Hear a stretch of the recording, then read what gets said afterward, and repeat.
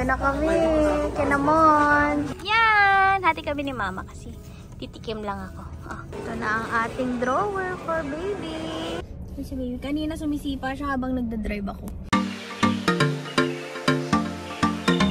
Hi guys! Welcome to another vlog. It's June 4 and fiesta sa Sampiro, Kinamon. Kaya doon kami pupunta sa Batangas. Kasama ko sina mama and si Kuya Louie and si Kuya. Yan. So, 9 na and on the way na kami. Nag-drive-thru lang sa McDo para sa coffee nila. Then, breakfast na ako kanina pero tatry namin tong ano to, original classic donut ng Lola Nenas. Kasi kagabi bumili kami kaso walang triple cheese. And hindi ako nakontento. Bumili ako ng triple cheese today. Tapos, kinain na namin yung original. Ito na lang. Kasi nagutom ako ulit. Ayan, kain na tayo. And kahapon, sinabihan ako ni Doc na mali daw yung timings ko ng kain. Kasi 2 times a day lang ako kumakain. So, dapat daw kumain pa din ako. And, mag-monitor ng sugar. Kaya nag-breakfast na ako kanina. Okay naman kasi nakahanap na tayo ng ubi kahapon. Hindi na ako nakapag-vlog. Tapos, kumain kami sa Texas kahagabi.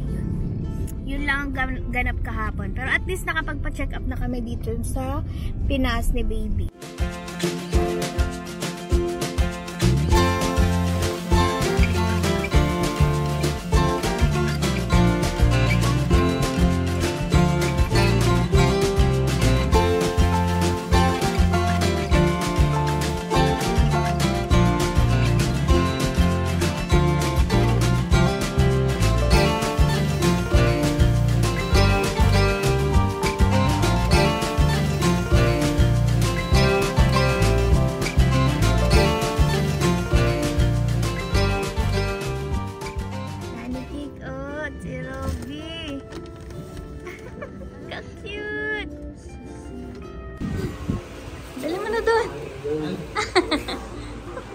Ito na kami, Kinamon.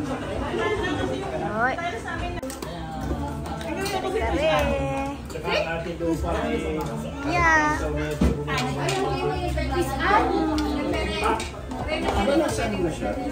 Hoy.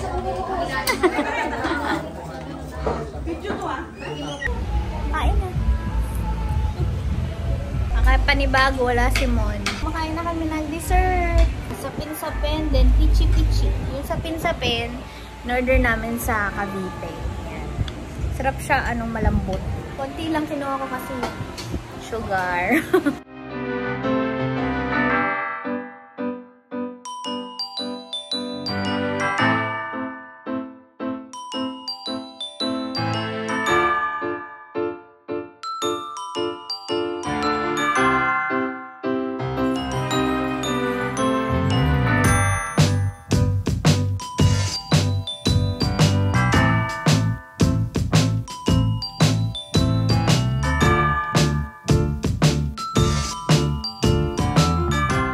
Uwi na kami guys and may mga pabaon si Mama Beth and yung mga gamit ni baby binigay na din. Thank you po. Tsaka sa mga food. Enjoy ba kayo? Busog ka mama? Busog siya. Yes guys, bumili kami ng halo-halo ng Padre Garcia. Try na nila. Sarap yan. Hati kami ni mama kasi titikim lang ako. Mix mo na. Makikihati lang ako.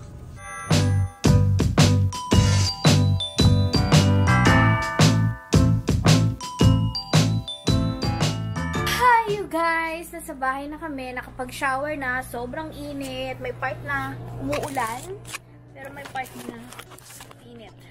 Traffic, grabe. And I'm wearing the pang-nanay shirt. It's kofta yata to. And dapat kay mama to, kaso sabi niya, ang dami niya na daw ganito. So, hindi pa sa lubo ko sa kanya, sa akin na lang. And okay din naman kasi maluwag siya. Thank you kay na kuya at saka kay Kuya Louie kasi sila nag-drive papunta sa amin sa Batangas. And thank you din kina Ojane, kina Mama Beth, and kina Papa Bert. Kasi nakakain kami ng masarap ni baby. Eh may pasalubong pa, may mga pa-take out, may mga mangga, Tapos may mga dessert, may lechon. Yung mga gamit ni baby. Andyan. Tapos may butterfinger pa, yung favorite ko. Pero syempre, kakainin natin yan pag nanganak na tayo. Hindi ngayon. Sobrang gulo pa din ng room. Kasi kailangan ko muna ayusin yung cabinet. Pag nalagay ko na lahat ng gamit sa cabinet, baka mabawasan lahat ng kalat dito. Tapos yung balikbayan box ko, nandiyan na siya. Pero, hindi ko pa rin, ayoko pang i-open kasi pag in-open ko yun, mas madadagdagan pa lalo yung kalat. So, kailangan ko munang alisin yung mga nanditong kalat bago ako mag-open ng box. Yun lang. Thank you so much guys for watching.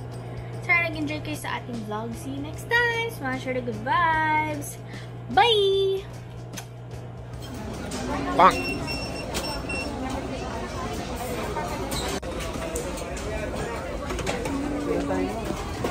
Ito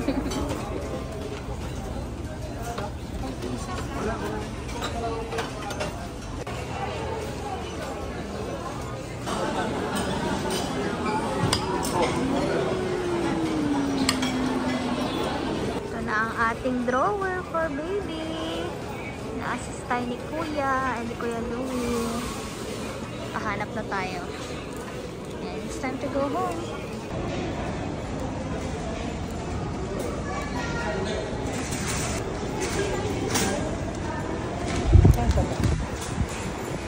Bang! Guys, ngayon na lang ulit ako nakapang-vlog.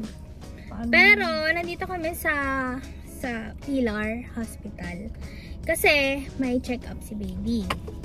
It's June 13. Pero bago ako bumaba is mag-check muna ako ng sugar. And kasama ko si mama. Mag-hi ka nga. Ganda ka ba? Yan, nandyan siya. Pero hindi ko pa ma-move yung yung camera. So, check muna tayo sugar bago tayo bumaba. Sana wala masyadong tao sa clinic kasi weekdays naman ngayon. It's when Tuesday. It's Tuesday. Sana walang tao kasi yung last punta namin dito is parang parang bad experience. 3 hours kami nag-antay, guys. Blood. So, kami lang ni mama ngayon ang pumunta sa hospital kasi may pasok si kuya, work from home. So, ako na lang nag-drive. Yeah, ambulance driver naman tayo. Charot. Kaya, marunong man tayo mag-drive. Yun nga lang, syempre pag nandito si Mod nagda-drive. Eh, wala si Mod. So, kailangan natin ma-push ang sarili natin mag-drive. Wala tayong choice. So, 79 ang aking sugar.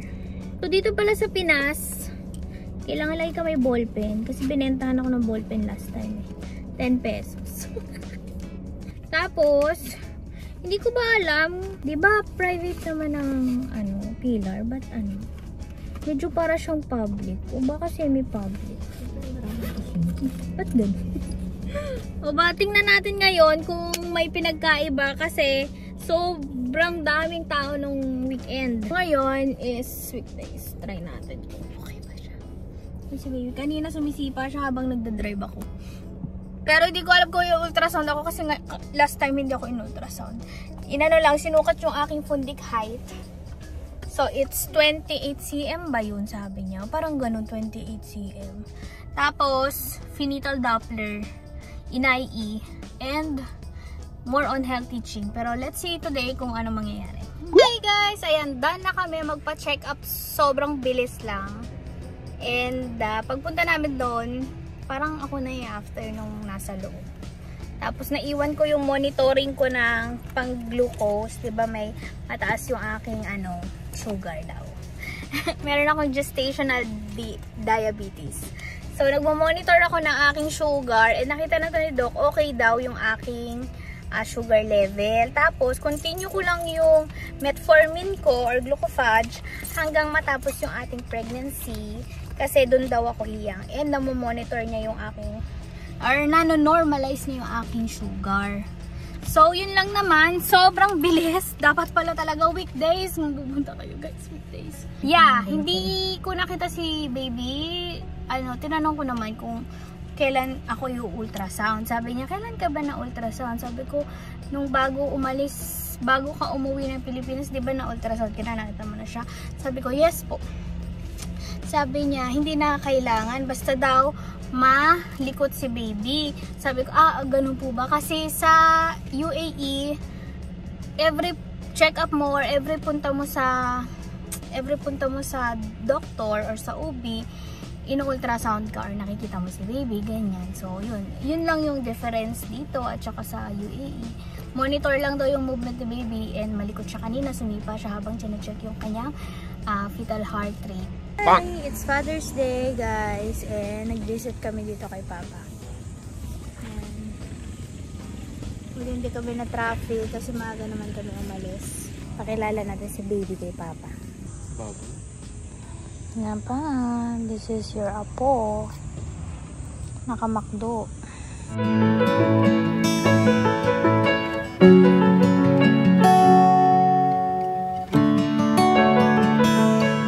Tapos na mag-pray. Si Mama, iba yung language nung ano niya, yung pinagpipray. Ano ba yun? Bisaya. Hindi kasi nakakaintindi ako pero hindi ganun kalalim. So, tapos na. And tapos na rin mag-breakfast. Ito Papa yung belly ko. Andito na po ang inyong apo. Nako, guide nyo po kami. Lagi, everyday. I love you Papa. Happy Father's Day. We're done na. And nagbe-breakfast lang sila. Done na ako mag-breakfast. Medyo umiinit na din and tumataas na yung araw. Yan. Nag-drive-thru lang kami kanina sa McDo.